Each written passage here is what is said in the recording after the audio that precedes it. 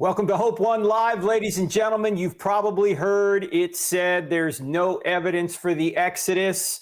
That claim couldn't be more wrong. In fact, today we have two experts that are going to show us some amazing evidence for the Exodus. You already know Dr. Stephen Meyer from the Discovery Institute. He has his PhD from Cambridge University. He's been working in archaeology. In fact, back in 2009, he put together an amazing apologetics program with focus on the family called True You. It still is a great program, and if you can find it out there, you ought to get it. Well, the man that helped him partially with the archaeology in there is archaeologist Dr. Titus Kennedy. And both of these men are our guests today. In fact, Dr. Kennedy has his degree in archaeology from the University of South Africa. In fact, he went about 2 years ago to the Sudan to verify evidence of Yahweh in the Sudan, which at the time, back in Exodus days, was actually Egypt. And he has some other amazing evidence he's going to show us today for the Exodus. So let me bring on both Dr. Stephen Meyer and Dr. Titus Kennedy, all the way from the West Coast. They're both with the Discovery Institute. Gentlemen, how are you this morning? Very good, Frank. Thanks for having us on again. Oh man, we did a podcast about 3 months ago on this, and it's one of my favorite podcasts of all time because you guys have really shattered the myth that there's no evidence for the Exodus. And Steve, let me just start with you. We're jumping right into the data here. We got limited time today. We want to jump right into it. Give us the view from 10,000 feet on what we have here with regard to the Exodus. Actually, evidence in Egypt. Well, right. I just started teaching on the historicity of the Bible as part of a course I did when I was a college professor. And midway through that, I met Titus on a basketball court, and we struck up a friendship. I had been in a very, I'm a philosopher of science, so I build arguments. And for my students, I was just compiling what appeared to me after I'd had a long trip to Israel in my last year of grad school. And I was just finding that there was a tremendous amount of archaeological evidence corroborating different historical sections of the Bible. And so I just started compiling it as part of my teaching. It wasn't my main area of research. And then I met Titus and found there was a lot more to compile than I knew. But with respect to the Exodus, there's a kind of if you pull back and look at the big picture, there's a really striking pattern that starts with evidence of an Israelite slave population in Egypt. We have strong extra biblical evidence for the presence of Israelites as slaves in Egypt prior to the date that the Bible allows you to calculate for the Exodus. If you go to 1 Kings chapter 6, the Bible tells us that 480 years after the Israelites came out of Egypt, King Solomon began to build his temple. Now we can date that date of the building of the temple pretty precisely. So if you back up 480 years, you get to a date of about 446 BC, or BCE, as the archaeologists say. So we then find that prior to that time, there's extensive evidence for the Israelite slave population in Egypt. And we'll let Titus tell about some of that evidence. So that's point A, time one. But if you think about the Exodus, where it terminates, the Exodus terminates with the Israelites entering the land of Canaan. And that happens about 40 years after a period of wandering in the desert. So sometime about 1410 or so, we should expect to start seeing evidence of an Israelite entrance and habitation of the land of Canaan. And in fact, there's extensive extra biblical evidence, both inscriptional and in terms of the destruction evidence of various cities and the demography of the presence of Israel in Canaan, and after not too long they become the dominant people group in that area. So that's point B, time two. So if we know they were slaves in Egypt prior to time one at point A, and then they arrive later and in Canaan, that's point B, time two, then there had to be an exodus. They had to get from point A to point B. It's a very straightforward deduction. And what Titus will share later in the interview is that we even now have evidence for the Israelites on the way, on the route between point A and point B. It's an extraordinarily striking find that's been made that establishes the presence of the Israelites in Moab and Edom just prior to their entrance into Canaan. So we've got them at point A at time 1, they arrive at point B at time 2, and we can even track them along the way with a contemporaneous description of their presence in Moab and Edom, an Egyptian description, in fact, which is quite striking. So if you keep your eye on the big picture, the pattern is quite striking. It exactly corroborates what you'd expect if the Exodus were in fact an historical event. Titus, what evidence do we have? I mean, Steve's kind of given us the general overview, but what evidence do we have that the Hebrews were slaves in Egypt, say around 1700 BC or so? Well, first of all, I think it's important to establish that there were people like the Israelites, that general ethnic group, Semites, and one of the pieces that we talked about earlier was the wall painting from the tomb of Khnum-Hotep, which shows Semitic traders migrating into Egypt probably around the time of Jacob. If you look up in the top there, you can see this highlighted guy, and behind him there's a group, some families, men, women, children, donkeys with supplies on it, and these people are also written about on the wall painting, and they're coming into Egypt, say around the time of the patriarchs, and they're being allowed to migrate in there. Very similar to the situation that we see with Jacob and his family. But then if we were to ask, what is the specific evidence relating to Hebrews or Israelites in Egypt prior to the Exodus, we would go to Papyrus Brooklyn, which is a list of household servants that was found in Upper Egypt. And on this, we have the original name of these various servants, and then they're given a new Egyptian name, just like Joseph was. And many of these names are Semitic, again, from that language family that was used by people who live in Canaan. But several of the names are specifically Hebrew names that we actually find in the Bible. A couple of them are Hebrew, definitely names, but we don't find those in the biblical text. But this gives us really solid evidence that people with Hebrew names were living in Egypt and serving as slaves prior to the Exodus. I don't think we can ask for much more specific evidence than that when we're looking at it for the before Exodus period. Did you also find evidence of Canaanite pottery and weapons and tools in that area at that time? Yeah, definitely. In the city that was called Avaris, later Ramses, there was a large Canaanite or Semitic settlement, and the excavations there discovered pottery, tools, weapons, statues, even religious items and types of architecture that were all brought over from the region of Canaan. In fact, they found sheep bones, many of these, showing that the people, or some of the people, were shepherds, and they were a type of sheep that had been brought in again from the area of Canaan and Israel. So we know exactly where these people came from and what they were doing. Steve, what is the? Frank, go ahead. Go ahead. Well, I was just going to say some of the names on that Brooklyn papyrus are ones that we would even recognize today as distinctively Hebrew. In fact, I think one of the names was Hebrew, but there's also Shipra and Menachem and Jacob.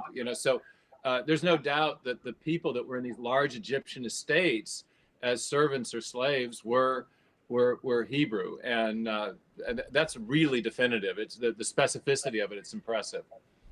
Hey, ladies and gentlemen, we're just getting started in the evidence here, but I'd be remiss if I didn't say that Titus is going to come out with a book that you can order right now from Amazon. The book is called Unearthing the Bible, 101 Archaeological Discoveries That Bring the Bible to Life. In fact, one of them, which might be one of the top discoveries we're going to get to here a little bit later in the program, Titus actually went to the Sudan to verify himself. So we'll get to that. But that's one of the 101 archaeological discoveries. Now, Titus, that book book's coming out in, I guess, June 2nd. I know you've been working on it for a while. What are some of the other, just kind of give us an overview of some of the other things you find in that book, just so people know about it. It's laid out chronologically. So I start in the Genesis period and go all the way through Revelation. And it's divided up into different periods like the patriarchs, the Exodus and Conquest, the kingdom, time of Jesus and the early church and so forth. But we're actually talking about a few of the artifacts that are in that book on the show now. We just mentioned the Papyrus Brooklyn. So that is in the book. You talked about the Nomads of Yahweh inscription that we'll talk about later. That's in the book. And so are a couple of the other items that we're going to get to here. Really powerful Exodus evidence. I thought that was important to include in the section from that time period. Now, Steve, before we get into this, I already hear the skeptics out there going, well, if this evidence is so clear, and we're just starting now, if this evidence is so clear, why don't archaeologists who may be of a secular bent not acknowledge this? Well, I think there's two main reasons, but I think, first of all, we haven't gotten to all the evidence, but we will get to some very key evidence later that shows clearly that those who have held to what's called a biblical minimalist view are simply incorrect. We'll see that there's evidence for an early Egyptian attestation, not only to the existence of the Israelites, but to their existence as nomads moving from Egypt into Canaan, and that this is very early, from about the time of 1400 BC. Many of the skeptical minimalists say that the Israelites didn't even exist as a people group until they congealed out of the central Canaanite hill country much later, maybe around the time of David or even after.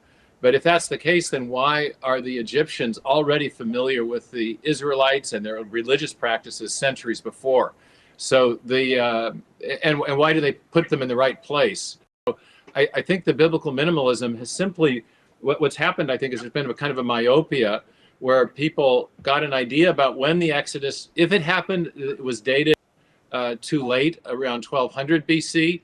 People started looking at the wrong time and in the wrong places for evidence of the Exodus. They didn't find it, and they concluded that the Bible was wrong. There's also an overt, or rather more implicit, skepticism about any text that records a miraculous event. There's been because of a kind of default naturalistic worldview in all of the scholarly disciplines, the scientific disciplines. People have been reluctant to consider the possibility that miraculous events could have occurred. The Exodus includes, the Exodus accounts in the Bible include accounts of miraculous events, and so people have been sort of reflectively skeptical about the historical value of those accounts, assuming that miracles are impossible because they violate the laws of nature. But as I pointed out in some of my philosophical work and writing, miracles are impossible if there is no God to do them. But a miracle is an act of God. Miracles are impossible, therefore, if there is no God to act. However, if there's good evidence for the existence of God, and I think there is, I am coming out with a book of my own here soon called The Return of the God Hypothesis. If there is a God, if there's evidence for God, if there's a God who can act, then miracles are certainly possible, in which case you have to evaluate the historical evidence with a more open mind and evaluate it with the possibility that maybe these historical accounts could actually be telling the truth. And so that's what we've done in this, mainly what Titus has done, but what we've done in presenting this is to say, look, here's the historical evidence. If you set aside this presupposition against the possibility of miracles, this evidence is really actually very powerful and compelling. And as you mentioned earlier, Steve, if you follow the evidence from the Bible from 1 Kings 6 and Judges 11, and you can also look at 1 Chronicles 6, the time of the Exodus should be, what, about 1446 BC? Is that the right time frame? Exactly. And it was dated on other grounds that are kind of complicated to explain, but a kind of consensus arose in the 1950s that if the Exodus happened, it happened in around 1200 BC. And if you look in that time window, all kinds of things are off. You just don't find what you're looking for. But if you take the Bible's own view of the Exodus, the time it took place, and the route that was followed. There's a wealth of evidence, and so you can't falsify the Bible's account by assigning a date to an event that contradicts the Bible's own account and say, well, gee, it got it wrong. If you look in the wrong place and at the wrong time, a time that the Bible didn't specify, and you don't find anything, you haven't refuted the Bible. But what we're saying is that if you look in the right place, the right time, there's a wealth of evidence that actually corroborates the historical testimony of in this case, the book of Exodus. Let's look at some more evidence, Titus. Amenhotep II was the pharaoh in 1446 BC. He'd have been the pharaoh of the Exodus. What evidence do we have that he existed at this time and that he is actually the pharaoh of the Exodus? Well, there are several pieces of circumstantial evidence that we would use to say that it fits for Amenhotep II to be the pharaoh of the Exodus. We start with the chronology, as you mentioned. He was in power at that time. His father was Thutmose III, who ruled for 54 years. And if we read through the Exodus narrative, we see that Moses fled Egypt after he killed that Egyptian, and he didn't come back until 40 years later, once he knew that that Pharaoh had left power. So we know that there was someone ruling for over 40 years prior to, and it really only fits in the whole general time period of Thutmose III and then Amenhotep II. He was also a very, very arrogant pharaoh, which is something that we see come through in the Exodus story. And we have a carving that we put in the display pictures here that shows Amenhotep II on his horse shooting arrows through a copper target. He claimed that he was able to do superhuman feats quite often. Things like this, shooting arrows through a very thick copper target, a couple inches thick, or that he could row a boat down the Nile faster than a whole crew of sailors, or that he defeated these 7 princes in Canaan all by himself. So he either had an extremely arrogant attitude, or he was trying to compensate for something, or both. He also is someone who conducted what is the largest slave raid in Egyptian history. Again, probably an embellishment, but there's a stele called the Elephantine stele of Amenhotep II, in which he says that he went to Canaan and brought back slightly over 100,000 slaves. And this is a campaign that happens just after the Exodus. It's almost like he has instigated this campaign, or even just claimed that it happened, so that he could cover and show that he has recovered a slave force or brought a new one in to replace the Israelites who had just left a year or two before. Now, I think we might have a picture of that last stele you mentioned, Jorge, of... Yeah, that's it. The Elephantine stele. Yes. And he's apparently bringing slaves back from Canaan. Is that the idea here? Right. Titus? That's it. And so is the implication here that he lost a bunch of slaves and he had to go to Canaan to rescue some slaves and bring them back to Egypt? And so circumstantially, this would fit with an Exodus narrative anyway. Definitely. And there's several other things we could look at. One thing I find very interesting is in this later Egyptian priest historian's writing named Manetho, he talks about this time of the Exodus, and he talks about actually the Hyksos coming in earlier, and then the Egyptians kicking them out and them going to Canaan. And then he talks about a second event like that in which there's another group of Semites or people from Canaan, and he says that they were leprous and that they came to an agreement that they would leave the country, and then they go to Jerusalem and they build the temple eventually there. So we know definitely it's the Israelites. And he talks about this Moses figure. And then he mentions that the Pharaoh, the king during that time, was a Pharaoh by the name of Amenephis, which is the Greek rendition of Amenhotep. So that also seems to fit very clearly with Amenhotep II as the Exodus Pharaoh. Also, I used to have a different theory about the Pharaoh of the Exodus, and one day on a walk to Jamba Juice and back, Titus got me straightened out. You know, I mean, he's just scraping the surface here. You know, there was about 8 or 10 pieces of evidence that all sort of pointed in the direction of this Amenhotep II. And the thing about, you know, his father having this very long reign fit beautifully with the biblical narrative of Moses being in exile for a long time until that Pharaoh died. And so, yeah, a lot of stuff it fits.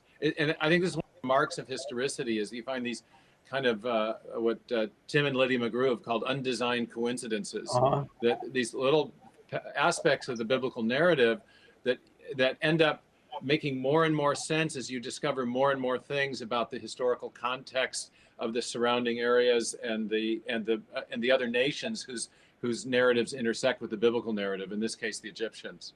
Well, Titus, there's also evidence from the Sphinx apparently that Amenhotep's successor. Why don't you tell us about that, because that is supremely interesting.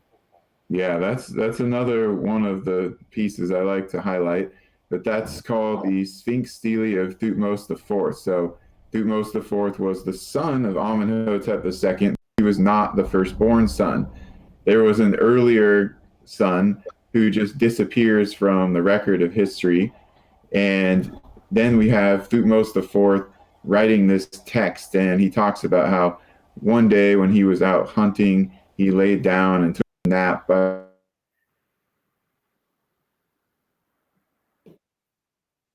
right, Steve, take over. You know what's going on here. Oh, can you hear me? Yeah, we can hear you. Go ahead. Yeah. So yeah, in this narrative that Titus is talking about, there's this missing son, and so Amenhotep II has to sort of account for why he's the pharaoh, and he ends up giving this account of having this sort of vision and being anointed by the gods, and so there's this elaborate compensatory narrative or explanation about how he came to be pharaoh, even though he's not the firstborn. And of course, one of the things about the Exodus account is that the firstborn is through one of the plagues, the firstborn of every family is destroyed, including the firstborn of Pharaoh. So you've got the secondborn of Pharaoh taking over. Yeah, in fact, I know these names get all tossed around and we don't follow them very clearly, but it's just to be clear, Amenhotep the second is the pharaoh, and then his son that succeeded him was Thutmose IV. Is that right? I think that's the right. He wasn't the oldest, he was the second born. Is that right?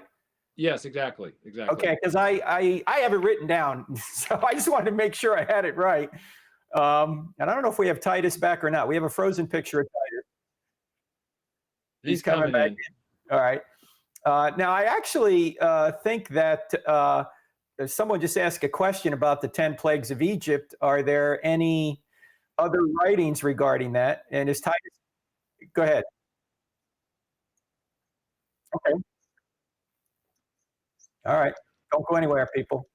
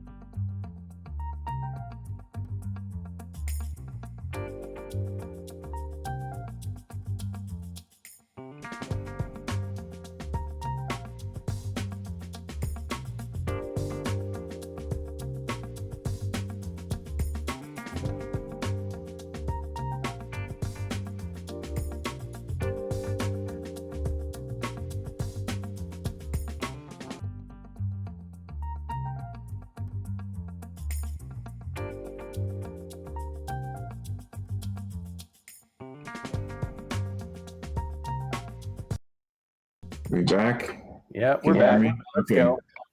great.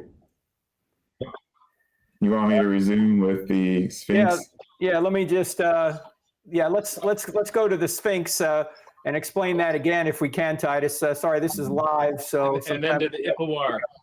yeah. Okay. So Thutmose IV goes to the Sphinx, takes a nap, and then he says he has this dream that the god of the Sphinx came to him and told him that he would become the next Pharaoh. So he's getting a divine blessing that he would become the next Pharaoh, because the expectation was that his older brother would have inherited that, but he disappeared, died, presumably, historically, from Egyptian texts. We don't know how, but if he was the firstborn son of the Exodus Pharaoh, then he died in the plagues. And then suddenly Thutmose IV is coming up with the situation and telling us about it in Egyptian records. So again, it's very strong circumstantial evidence that fits the Exodus scenario. And there's more circumstantial evidence. Well, maybe it's more than circumstantial, Steve. This papyrus that has been discovered about an Egyptian sage. Can you kind of start that discussion, and then Titus can jump in? Yeah, absolutely. It's called the one of the most striking aspects of the Exodus account is the 10 plagues, and clearly these are presented as acts of God, as miracles, in that very specific sense. And so for skeptics, it's one of the hardest aspects of the account to accept. And oddly, there has emerged in the documentary historical record a papyrus that appears to record the plagues from an Egyptian point of view. There's multiple points of connections in something called the Ipawar papyrus, where the Egyptians are describing these a series of horrific events that have descended upon the land, including the waters of the Nile turning blood red. But Titus can tell more. So this papyrus, it's the only copy of this account that has ever been discovered, and it dates to the 1200 to 1300 BC period, this copy. So we know that the account was composed before that and the events were before that. But on it, we have this Egyptian wise man who's basically complaining to who he calls the All Lord, which is probably the sun god Ra. And he talks about this chaotic time in Egypt. And Steve mentioned the river turning to blood. That's one of the things that he talks about. But he also discusses other things like there's plague and pestilence throughout the land, and the fields have been burned, and there's a lamentation, crying throughout the land, and the children of these different classes have died, and the kingship is overthrown, and the sun does not rise. And if we go back and look at the different plagues or signs of Exodus, we can correlate several of those to what's found in this Ipawar papyrus or Admonitions papyrus. And they're not all in the same order, but again, it's a poetic account. And if we look at the two passages in the Psalms, which are talking about the Exodus plagues, we see the same type of thing. Not all of the plagues of the Exodus are listed in those Psalms, but many of them are in there. They're not in the same order, but again, the content is there because of the distinction between poetry and narrative. A lot of scholars have said that, this papyrus is talking about an allegorical event, and it's from much, much earlier. But if we really study the linguistics of it, it looks like it was composed in the 18th dynasty, which is that time of Moses and the Exodus. And then you have to decide, can it be talking about a historical event or not? It certainly seems to match with Exodus. The foremost scholar in the world on this papyrus, he actually acknowledges that there are many similarities and parallels between the Ipawar papyrus and the Exodus plagues, but he says it doesn't matter because they're not historical documents, either one of them, and therefore there can't be a real correlation of history. So that's the perspective that's usually given. Now, I've been told the role of, you can see in that statement the role of an a priori presupposition that is simply deciding the biblical account can't have happened. And interestingly, then you encounter evidence that seems to corroborate it, and that same a priori assumption kicks in and declares or defines the piece of evidence is not historical as well. So it's a kind of a rigged game sometimes in scholarship when you're looking at these kinds of issues. But when you look at the ensemble of things that support the biblical narrative from the time, as I said before, when the Israelites were in Egypt as slaves to the time they arrive in Canaan and become a dominant people group, there's too many pieces of evidence that corroborate that basic narrative thread to dismiss the historicity of the Exodus in the way that these scholars do when they just look at one piece of evidence. Titus, Dr. John Currid makes the case that many of the plagues are actually polemics against Egyptian gods. Do you agree with him on that? I agree that overall, they're definitely demonstrating that the Egyptian gods and the Pharaoh, who is a representative of God on earth, they're powerless. And I think that some of them, at least two of the plagues, are specifically targeting, like when the sun is blocked, the darkness over the land, that seems to be directly against the sun god Ra, who was the main god of the Egyptian pantheon at the time. And I think that the people then would have really recognized that. They may well be, Frank, they may well be polemics against the Egyptian gods and Pharaoh, but that doesn't mean that the events that provided that polemical force didn't happen. And right. I mean, the Ipawar papyrus itself mentions this darkening of the land, so there are, I think, as Titus said, multiple very specific points of description that corroborate specific points of description in the Exodus narrative. Titus, when God says that he hardened Pharaoh's heart, why would that be a big negative for Pharaoh based on his belief in the afterlife? So in the Egyptian view, the more that you sinned, the heavier your heart became. So in Exodus, there's actually two words that are used, two different words that get translated hardened. One is to make heavy, and the other is to make strong. So when Pharaoh's hardening his own heart, he's making it heavy through sin. Now in the Egyptian afterlife, they had these scales set up, and you would put the heart on one side of the scale and the feather of truth was on the other. And if your heart was too heavy and outweighing that, then you would not get to go to the paradise. So when Moses tells him that and uses that kind of language, it's obvious to the people at the time that the implication is Pharaoh is sinning against God, and there are going to be consequences in the afterlife for that. It's amazing.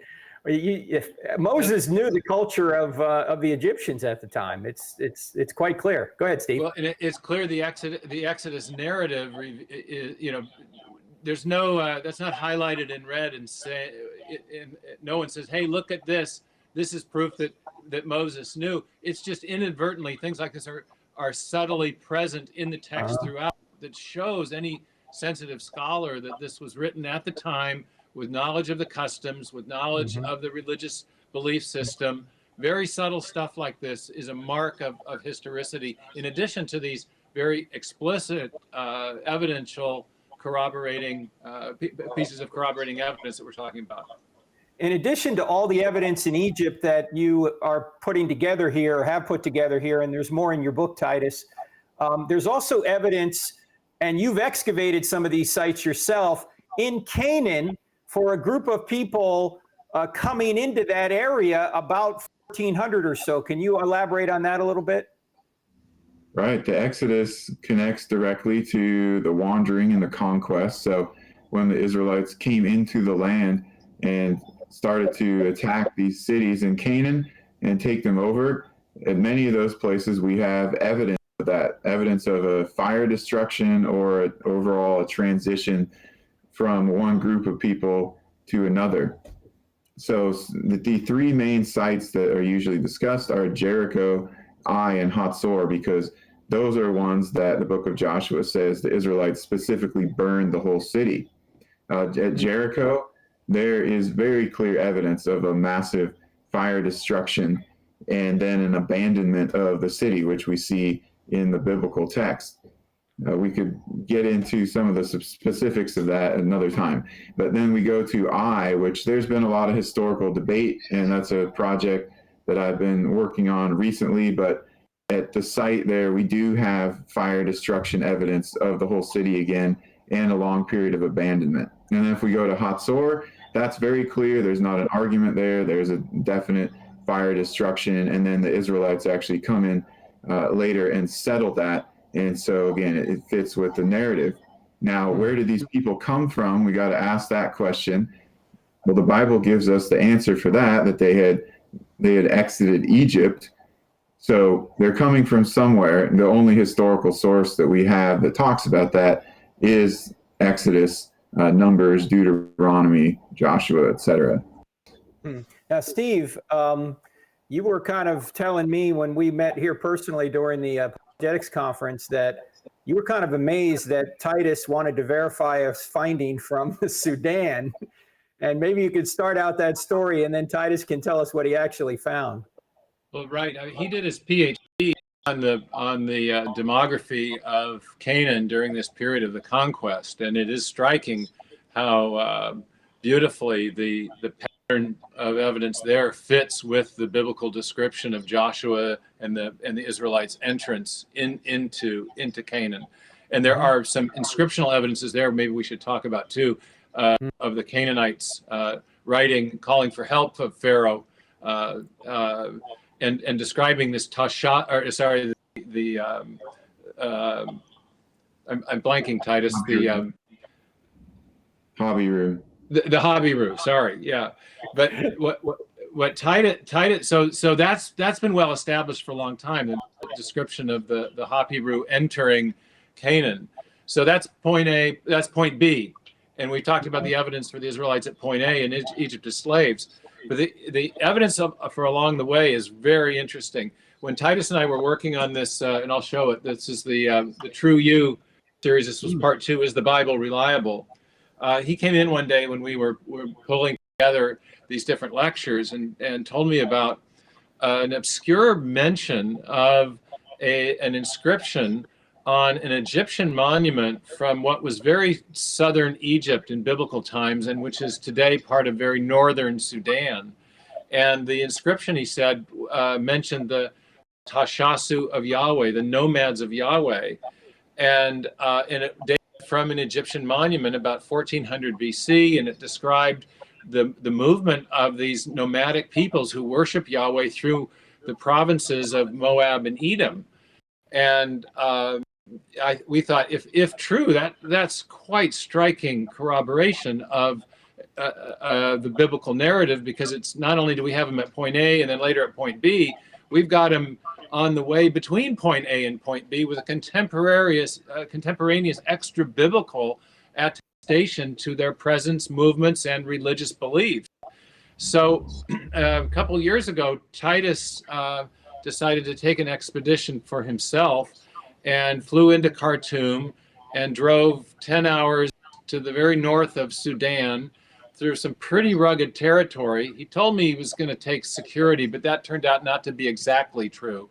And he ended up sleeping in the desert with the scorpions and got tremendous photographic and video documentation of these monuments and the inscription describing, in fact, the Tashasu Yahweh. So this guy's the real deal. He went and found it, checked it out for himself. And before there were only very grainy black and white photos of this. We now have beautiful documentation, and that's one of the things in his new book. Well, let's show it. Titus, tell us about how you found this Nomads of Yahweh and what it actually means. Expound upon what Steve just said. We'll show the picture here. Jorge has it for us. This is at an Egyptian temple that was built for Amenhotep III. So he's the grandson of the Exodus Pharaoh. And he is the guy that's in power during the end of the wandering period and the conquest. So when Steve talked about the Amarna letters being sent to the Egyptian Pharaoh and asking for help, the Canaanites asking for help, but the Pharaoh sending nobody in Canaan, this is the same guy. But this inscription is part of a pillar. This pillar is part of a series of pillars. And these pillars, they supposedly attest to these different places and groups of people that the Pharaoh had subjugated or had under his control. And so there are many different locations in the Canaan area, the Edom area, Moab area, Sinai, etc. And on this particular pillar, he lists different shasu groups, which are nomads, what the Egyptian called nomads. And these various groups, they're connected or they're identified by something like a god that they worship or some ancestor. One of these, the one that we're looking at right now, says the land of the nomads of Yahweh. So these are nomads who worship a god named Yahweh, and it says that they're roaming around this land, and the context puts that somewhere in the Moab, Edom, or possibly Canaan area. And this is from about 1400 BC, so the end of the wandering. The only people that we know in ancient times that worshiped Yahweh were the Israelites. So we know that this was the Israelites, that they're wanderers at the time. It's the earliest inscription that's ever been found mentioning Yahweh, and it places them where we would expect at the end of that wandering period. It also tells us that the Egyptians know about them and know about Yahweh. Even the Pharaoh himself does, which again implies that the Israelites were probably in Egypt for them to learn about these people. So it's really a missing link between the Israelites being in Egypt and immediately exiting, and then the Israelites showing up in Canaan and conquering the place.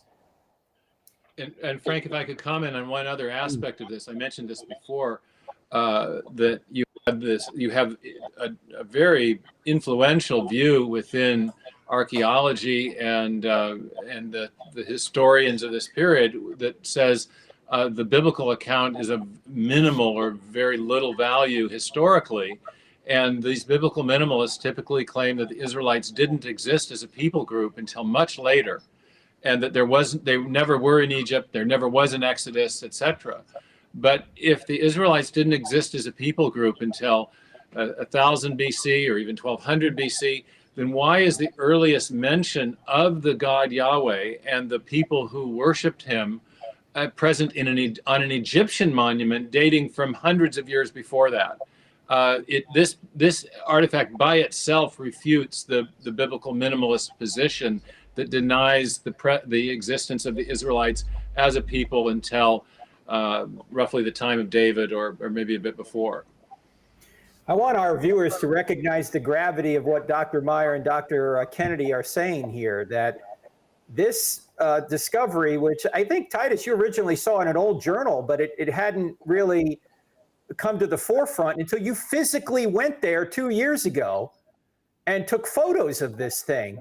I mean, Yahweh in Egypt in 1400 BC, that's amazing when you think about it. What was the previously, or the inscription that was oldest previous to this discovery of Yahweh?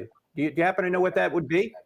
Yeah, usually it's cited as the Mesha Stele, which is from the 9th century BC. It's a Moabite text where King Mesha of Moab is saying that he revolted against the Israelites and freed his land.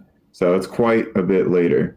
So it's 500 years later than the discovery you made, or the rediscovery you made, which was from 1400 BC, which would be about the time of the Exodus from Egypt, according to the biblical documentation and all the other evidence you've just graced us with. I see the comment thread on here, YouTube. People are going, "This is amazing." It is amazing, and you don't hear about it very much, but you will with Titus's new book. Which let me highlight that again. You guys ought to just go order it right now because it's going to ship in a couple of weeks. It's called Unearthing the Bible: 101 Archaeological Discoveries That Bring the Bible to Life. It comes out June 2nd, but you can order it now. Titus, let's deal with another discovery. And if we don't get to your questions as soon as normal here, it's for obvious reasons. This material is just so rich, and we could spend hours talking about this. But we got to deal with the Merneptah stele or stele. Can you tell us about that? What is that discovery? This was found by Flinders Petrie, a really early influential archaeologist, at the Temple of Merneptah in Egypt. And this was commemorating the Pharaoh's various campaigns and his accomplishments.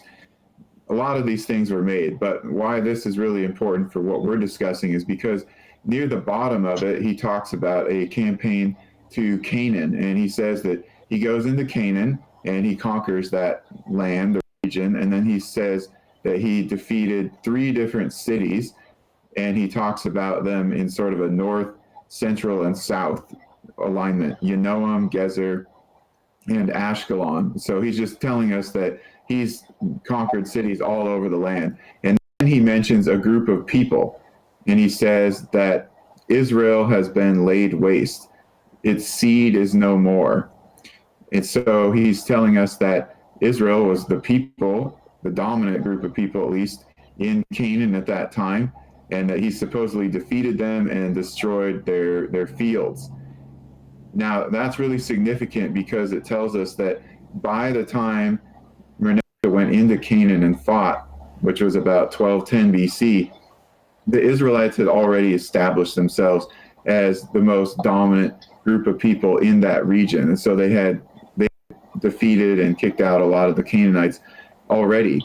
So if that has happened in the 13th century BC, then they must have started that process earlier, which tells us that they probably had come in earlier in the conquest, according to the biblical date, 1400. And then during the Judges period, they kept establishing themselves slowly. And here you have the Egyptians acknowledging that, naming the Israelites specifically. Steve, what is the significance of this? I mean, this, as Titus just said, this has to put the Israelites in the land prior to the minimalist view of the Exodus being in the 1200s BC, because if this was 1208 BC, they're already established. Exactly. It's a hugely significant, as are these Amarna letters that I mentioned a few minutes ago, which date from more like 1390 BC, and they are letters from Canaanite kings requesting Egyptian help against this marauding group of invaders that are called the Hapiru or the Habiru. Now, for a long time, scholars thought that the linguistic similarity between Habiru and Hebrew was a mere coincidence. But as Titus has pointed out in studying these letters carefully, there are descriptions of specific Canaanite cities that are overcome by the Israelites that exactly match the description in the biblical text. For example, the description of the Israelites taking over Shechem matches the biblical text in the following way: that the Amarna tablets or letters describe a peaceful transfer of power, that the king simply gives over the city to the Israelites. And in the biblical text records that as well, whereas other cities like Jericho and Hatzor are destroyed by fire. So there's a specificity again of description that well, we had Steve for Steve is great at putting it all together. He's saying that you look at all the data together, you get a story congruent with what the Exodus text says. And Titus, the work you're doing is just so amazing. How long will it be before you think people will start to acknowledge that the biblical text is telling at least a story congruent with the evidence? Is that going to be at all possible at any time soon? I think it's possible already. I mean, many people see that just in different degrees. The way that they frame it could be anything from the evidence says that it exactly fits the narrative to the evidence says that it's about that same historical story to, oh, what happened archaeologically that we see that influenced the Exodus narrative. So it takes a certain mindset, but the evidence is out there for sure. And I think increased over time. That's the trend that we have seen over the last 100 years or plus of archaeology. Well, let's do this. There's actually one other piece of evidence I want to cover. And if it's okay, Titus, I don't know if you could stay an extra 10 minutes to answer questions. Is that possible? Yeah, sure. I want to ask you one other piece of evidence, and we'll try and get Steve back on as we're working on this. Yeah. Quick break. Don't go anywhere, folks. All right, we're back. Sorry, folks, this is live, so sometimes the internet goes down because everyone in the world is using it, including us. We'll try and get Steve back here as we go. But Titus, there's another piece of evidence that I hope you could just enlighten us about. It has to do with an Egyptian historian who lived 1,100 years after the Exodus. What did he write about, and how do historians look at that document? This is Manetho. He was a priest historian living in the 4th and 3rd century BC, and he had access to sources in Egypt that we no longer do. But he made a compilation of Egyptian history, and we really only have fragments of his writings now. But what we do have preserves some of the overall Exodus story, including a group of people coming into Egypt from Canaan, the Hyksos, and then them kicked out. Then this second group of people that are in conflict with the Egyptians, and the Egyptians say that they're lepers and they want to get rid of them, and they agree to let them leave. And then it says that they go out and wander through the desert, and eventually they get to Jerusalem, and later they build the temple there. So we know it's the Israelites. And then Manetho also says that the Pharaoh who was in power at the time of this Exodus, which that's what it was, had the name Amenephis, which is the Greek version of Amenhotep. So again, that's something like we discussed before that fits with this Amenhotep II as the Exodus Pharaoh. And Steve, this document comes from Egypt. And how do historians view this document? Are we talking about the Merneptah Stele, the Marta tablets, or the? We're talking about Manetho. Manetho. Yeah. But you should. I think Titus should comment more on that. I'm not as familiar with that piece of evidence. Oh, okay. What do they say about this, Titus? There's going to be a variety of views, from just criticizing that he's got a few details wrong or mix-ups, to saying that, look, he is actually telling us from Egyptian sources what happened, and that seems to connect with the Hyksos and the Israelites in the Bible. And then others might say something like, oh, since he was writing in the 4th century, maybe he just got influenced by the story of the Exodus, and then he wrote that into Egyptian history in his own little version. All right, well, let's go to questions, because I know there's a ton of questions that are about to come from our audience. If you want to ask a question, you got to type the word question in big block letters. Make sure it's complete English and succinct. And Titus has agreed to stay an extra 10 minutes. I hope Steve can too. Just to absolutely. Answer. All right, good. Let's go to questions. Let's bring Jorge in, because there's got to be a ton of them. What's happening, fellas? Now they can hear me. I had my thing cut off. So, given the archaeological evidence you present for an early date of the Exodus, why do you think people still hold to a later date? Because it's been taught that way for a long time, and it's in textbooks and articles and documentaries. And if you repeat something long enough, it becomes like truth. Okay. In addition, I think there's a tremendous a priori bias against the possibility of miracles that has effectively corrupted people's evaluation of the Exodus text itself. What we've done is, in compiling all this evidence, is to look at the big picture and to see these multiple points of corroborating evidence, so we can evaluate the historical text independently of an assumption either in favor of the miraculous or against it. And once you see that the Bible checks out so beautifully, the Exodus narrative checks out so beautifully against the evidence that we have, then you have to, I think, assess independently whether that assumption of naturalism, which precludes the possibility of miraculous events, is really justified. And I think there are other ways to evaluate whether naturalism or theism is a better worldview. The main focus of my work has been on the evidence of design and the evidence in nature and the evidence for the beginning of the universe. And when you look at those evidences, that I think makes it possible to make a very strong scientific case for the reality of God. And if there is such a being, then I think the assumption that there's no possibility of miracles has to be completely reevaluated. The probability of a miracle given a naturalistic worldview is admittedly zero, because if there is no God, then you can't have an active God. But if there is evidence for the existence of God, and I think there is a wealth of such evidence, we haven't talked about that in this session, but that's been the focus of my main work.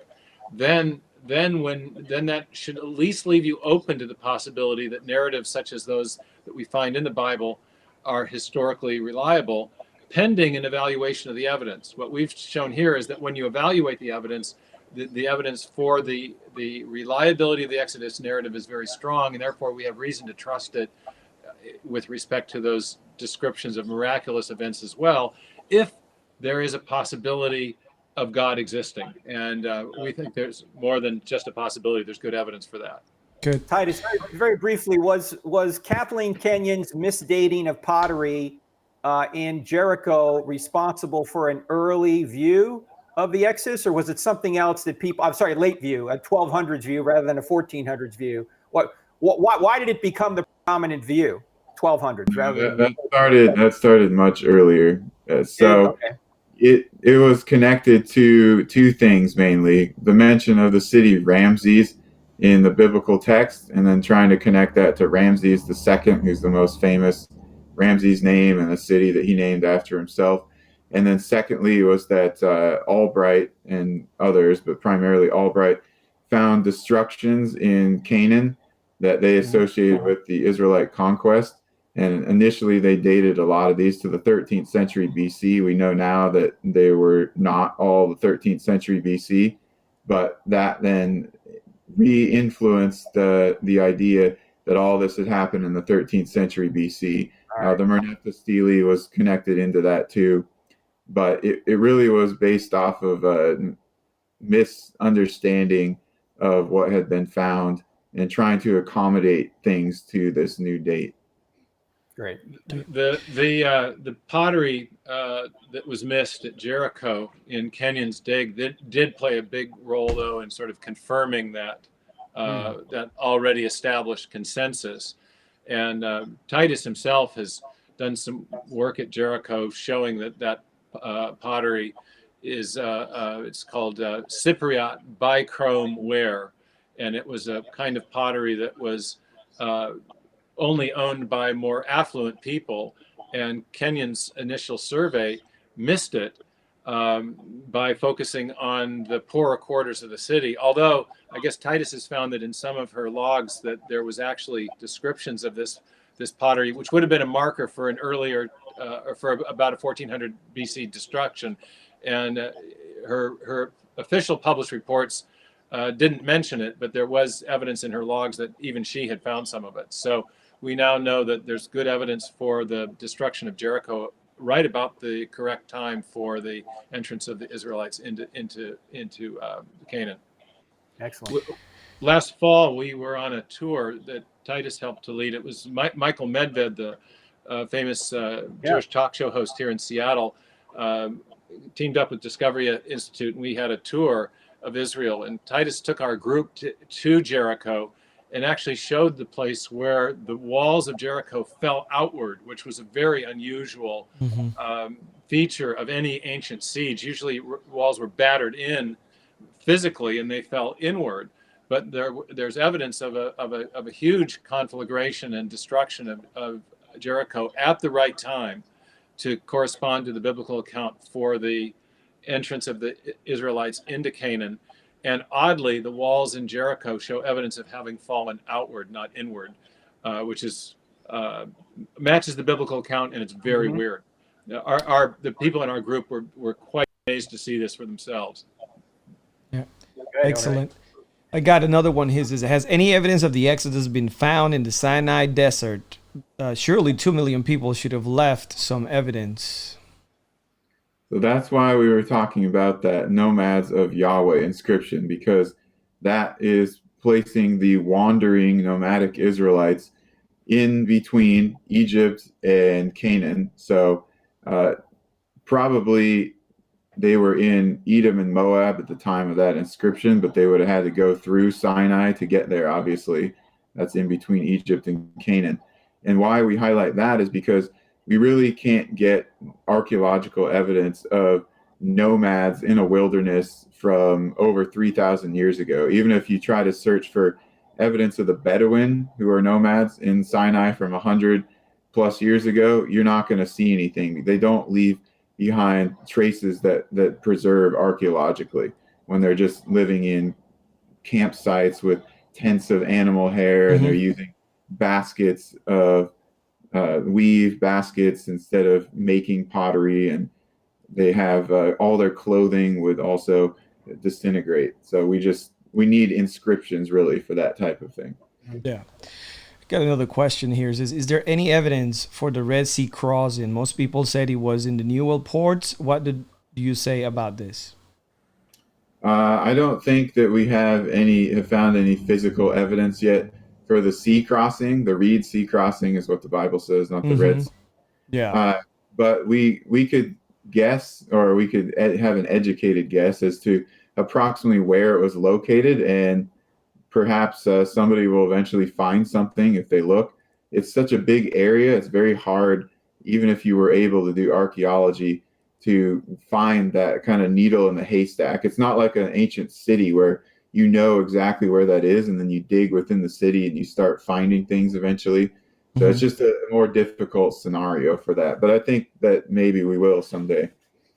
Titus and I actually have a difference of opinion about the likely route and therefore where the crossing might have taken place. Neither one of us holding it too firmly. But what's great about the case that we've developed is that it shows that there had to be an exodus irrespective of where that Red Sea event took place, or Sea of Reeds or Yom Suf or whatever. So they were in Egypt at point A, time 1. They got to Canaan at which is point B at time 2. We can track them along the way. There was an exodus, and because they were there as slaves, and when they became the dominant people group in Canaan, they no longer were slaves. So the basic facts of the Exodus narrative have been corroborated without needing to find that kind of physical evidence of the Red Sea event.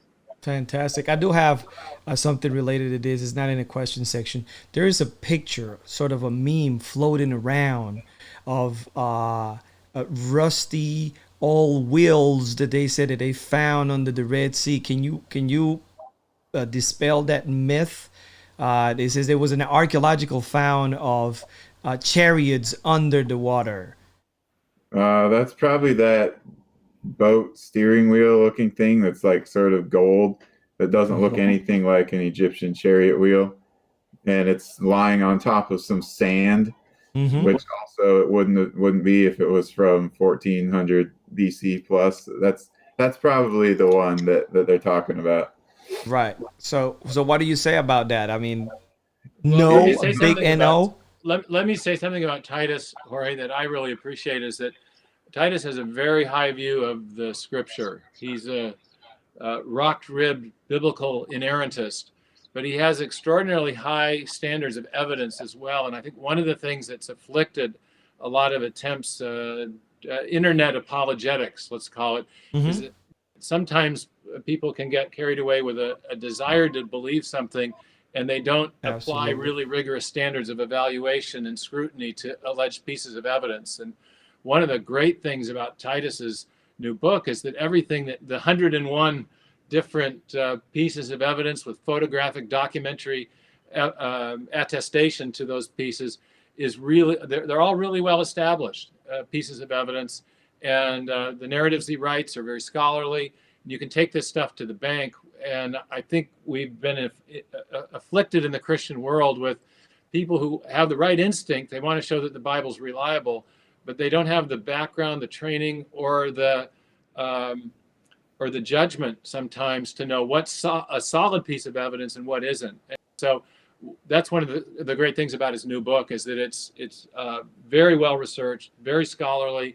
He's aware of the scholarly debates about evidence, what the alternative points of view are, and he makes a really strong case. And I think to do apologetics well, that's what's necessary, and he does it.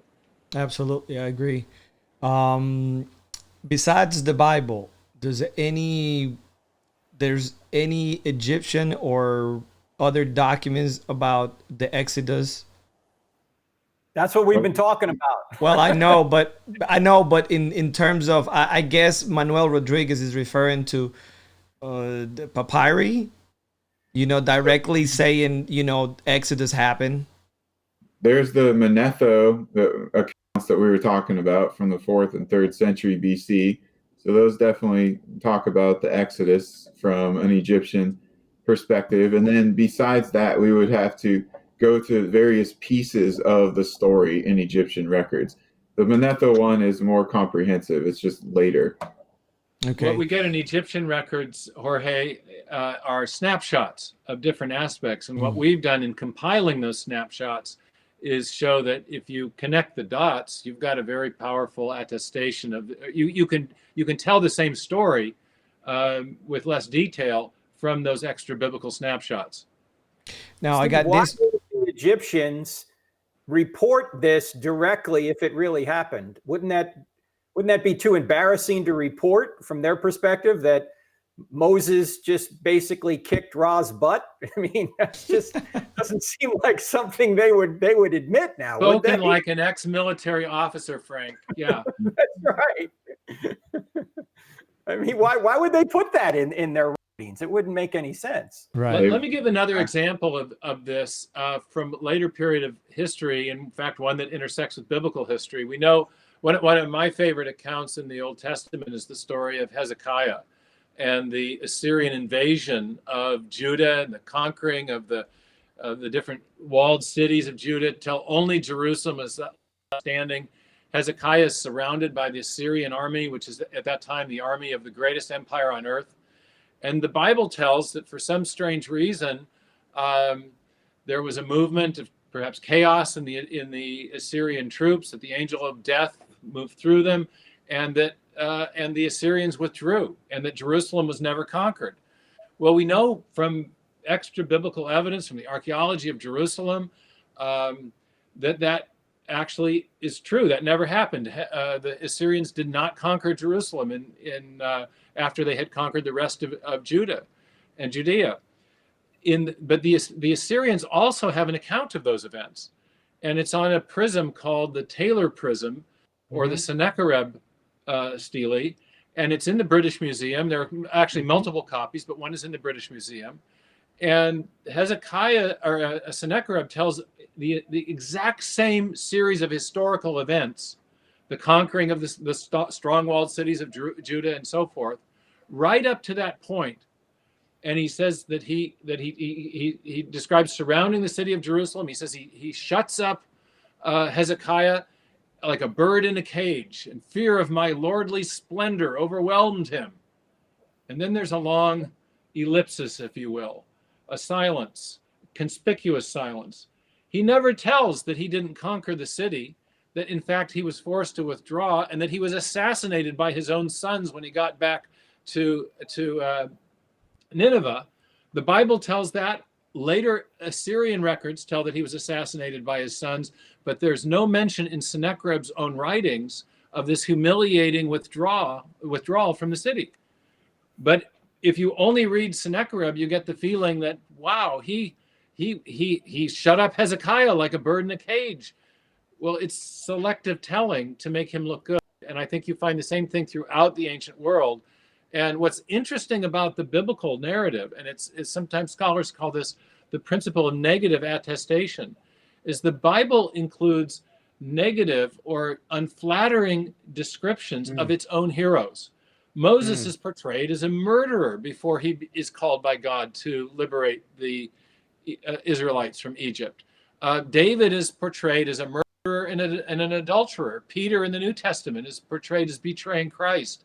The Bible gives you the unvarnished truth about its own heroes, which is a very unusual in ancient historical writing, and it's a mark of its historicity as well. Well said, great. Steve. I got Embarrassing. two good questions. right. This one, it says, has established Egyptian chronology as questioned by the film series Patterns of Evidence truly been overturned, which would put the Exodus in the Middle Kingdom rather than the later or the New Kingdom period? No, it hasn't. Established Egyptian chronology is constantly scrutinized and tweaked a few years here and there.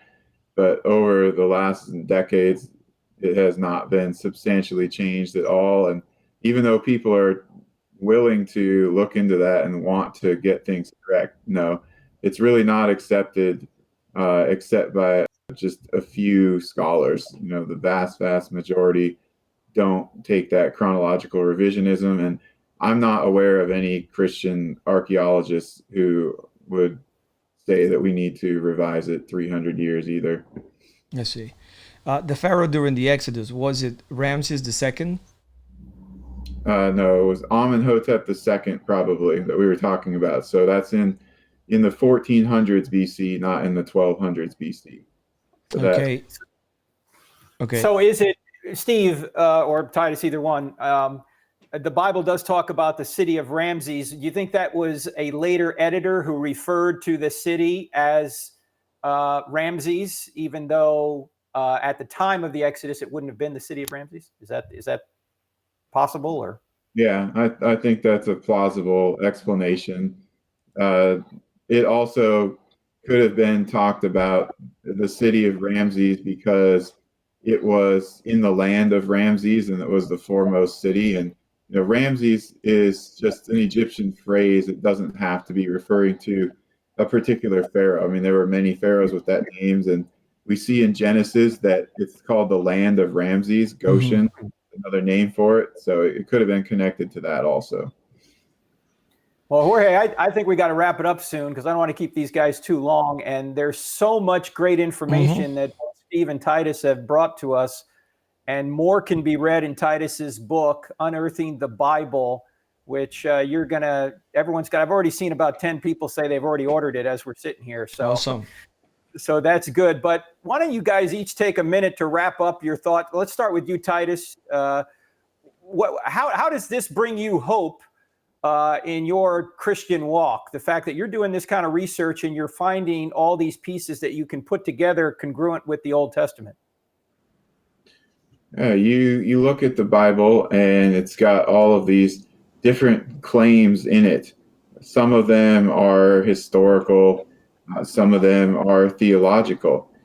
And you look at things with a critical eye, and you want to have reasons for what you believe, like Peter says in 1 Peter, then you should know some of that evidence. You should investigate it. And as I continue to look into different time periods of biblical history and I see all this evidence, it just more and more confirms that the Bible is correct, that what's written there is true, and it's been verified, especially in the historical sections. I mean, we could talk about prophecy, fulfilled prophecy, too, which I think is something that indicates divine authorship of Scripture. But if we have these historical events and evidences, if we have fulfillment of very specific prophecies, that tells us that what's written in the Bible is reliable, and it tells us that what is written in there theologically would be also reliable. And so we can trust the whole thing based on a large body of all types of evidence. Steve? Yeah, I as I mentioned, I met Titus on a basketball court when I was a young professor. I was teaching a course called Reasons for Faith at Whitworth University, where I had my first teaching appointment. And what I found in interacting with students was that there was a tremendous skepticism, even among Christian students, about the reliability of the Bible and whether it was really true in an objective sense. I used to tell them the heart cannot exult in what the mind rejects. And what we have this experience now where so many young people go off to college, they may be Christians when they leave, but when they get to university, they're confronted with this dominant naturalistic or materialistic worldview. And the faith seems increasingly implausible or untenable to them, the Christian faith. And gradually, because of the intellectual challenge and other kinds of challenges, people's belief starts to attenuate, and many students lose their faith. And yet, I find this kind of tragic, and it's unnecessary, because there are so many good reasons for faith, and many of them have to do with these historical evidences that corroborate the reliability of the Scripture. So and I've seen this transformation in students when I've shared these kinds of evidences, whether it's evidence for the existence of God or the reliability of the Bible, the uniqueness of Christ. When people encounter this kind of evidence, they move from being sort of passive Christians who think, well, this is true for me because I've had a subjective experience of God's love in my life, to being Christians who think, hey, you know, this is really based on publicly accessible reasons and evidence, and therefore I can take my faith into the public sphere. I don't need to be frightened or intimidated, and it's true in an objective sense. I remember I had a student who came to me halfway through my Reasons for Faith class one year, and he said, this class is really making me mad, he said. And I said, why? And he said, you're saying the Bible is true. And I knew this young, the student was involved in a number of Christian groups on campus. I said, well, you must believe the Bible is true. You must believe the Christian faith is true. He said, well, I do. I believe it's true for me, but you're saying it's not like true for, just like true for you, true, or true for me, true. You're saying it's like true, like true in some objective sense. And he didn't really quite have the words to describe the distance between subjective and objective truth. But I think what's important about the kind of evidence we're talking about is that it shows that the Bible is objectively true based on publicly accessible evidence and reasons that are available to anybody, and that allows people to then begin to evaluate the Christian message from an evidential and objective standpoint that does not require people to trust merely the subjective experiences of others in coming to faith. So I think it's just really important for our time because there's so much skepticism about the reality of God and about the reliability of the Bible. And yet, oddly, ironically, so much evidence for both of those two propositions, more so than any time in history. Absolutely. And there's a lot of hope, gentlemen, that you've brought to our audience today. So thank you so much. Your work's very important, both Steve and Titus. We're going to have to do this again. And again, if you want more on this, get Titus's book, Unearthing the Bible. And also go to discovery.org, discovery.org. Both gentlemen are associated with Discovery Institute. And as you know, it's not just about archaeology, it's also about intelligent design. And Steve has done some great work in that realm as well. So thank you so much, gentlemen, for being on the program. Jorge, for the questions. And for those watching, tomorrow, you're going to think you're talking to C.S. Lewis because Max McLean will be here on the Hope One broadcast. He's going to give us some insights from C.S. Lewis that will bring you hope. As you know, he plays C.S. Lewis and plays all over the country. So I hope to see you guys here tomorrow. And thank you guys for doing what you're doing out there, Steve. And thank you. That sounds like a great show tomorrow, Frank. Thank you, guys. Yeah, absolutely. All right. Thanks a lot. God bless you guys. See you. Thank you.